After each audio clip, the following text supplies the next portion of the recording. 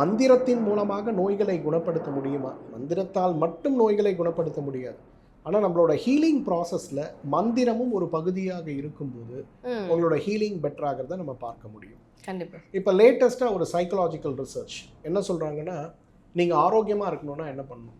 ஒரு கண்ணாடி முன்னாடி நின்று உங்கள் தலையிலிருந்து கால் வரையிலும் உங்கள் கண் பார்க்கக்கூடிய இடங்களில் ஃபோக்கஸ் பண்ணி நீங்கள் பார்த்தீங்கன்னா உங்களுக்கு அந்த உறுப்புகளில் நோய்கள் வராமல் இருக்கும். ஏதாவது நோய் இருந்தாலும் குணமாகும். உதாரணத்துக்கு உங்களுக்கு தோள்பட்டை வலினா கண்ணாடி முன்னாடி நின்று உங்கள் கண்களால் உங்களுடைய தோள்பட்டையை நீங்கள் 5 நிமிஷம் பார்த்தீங்கன்னா வலி குறைவதை நீங்கள் உணர முடியும். இதை நீங்கள் கூட வீட்டில் ட்ரை பண்ணி பார்க்கலாம்.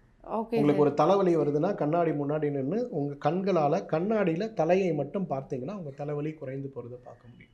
கண்டிப்பாக சார். எல்லாருக்குமே பயனுள்ளதாக இருக்கும். இதுடைய ஒரு தாத்பரியம் தான் இன்றைக்கி கந்தசஷ்டி கவசம்.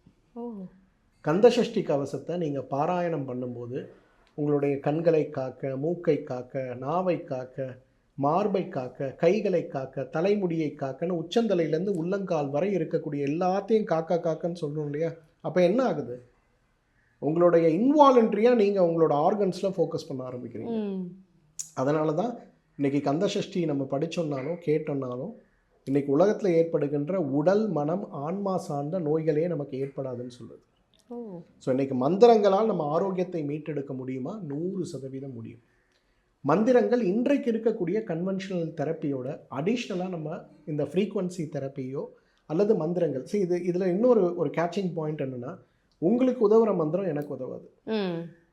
அதனால தான் நாங்கள் மெடிக்கல் ஆஸ்ட்ராலஜியில் நாங்கள் சொல்கிறது, உங்களுக்கு ஜாதகத்தில் தோஷங்கள் எப்படி இருக்குது, கிரகாச்சாரங்கள் எப்படி இருக்குது, தசைகள் எப்படி இருக்குது, என்ன கிரக தோஷம் இருக்குங்கிறத பார்த்து அதை மாற்றுறதுக்கு எந்த வகையான மந்திரங்களை நீங்கள் கேட்கணும் அப்படிங்கிறத நம்ம புரிஞ்சு அந்த மந்திரங்களை கேட்கணும். இது பர்மனன்ட் கிடையாது.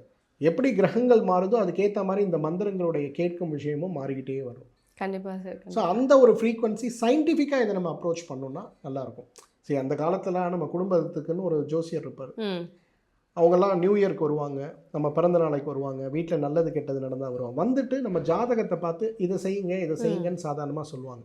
பட் அது நம்மளோட ஹெல்த்தை இன்ஃப்ளூயன்ஸ் பண்ணக்கூடிய மிகப்பெரிய ஃபேக்டராக இருக்கும். இன்றைக்கி மந்திரங்கள் நோயை குணப்படுத்துமா? 100% குணப்படுத்துமா?